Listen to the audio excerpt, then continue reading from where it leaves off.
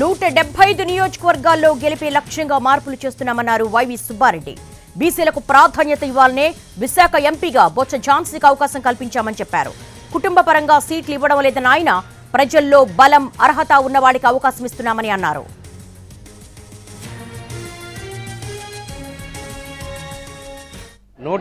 నియోజకవర్గాల్లో 25 పార్లమెంటు స్థానాల్లో ఎక్కడ ఏ మేరకు అవసరమైతే ఆ మేరకు గెలిపే లక్ష్యంగా పనిచేసే దాంట్లో భాగంగా అవసరమైన మేరకు నియోజకవర్గ ఇన్ఛార్జీల్ని అభ్యర్థుల్ని మార్చే కార్యక్రమం చేస్తూ ఉన్నారు. అందులో భాగంగా నిన్న చాలా పార్లమెంటు స్థానాలు, సుమారుగా 5 పార్లమెంటు స్థానాలు, దాదాపు 20 అసెంబ్లీ స్థానాలకి కొత్త అభ్యర్థుల్ని పెట్టడం జరిగింది. అందులో సామాజిక వర్గపరంగా ఉత్తరాంధ్రలో అత్యధిక శాతం ఉండే బీసీలకు ప్రాధాన్యత ఇవ్వడం కోసం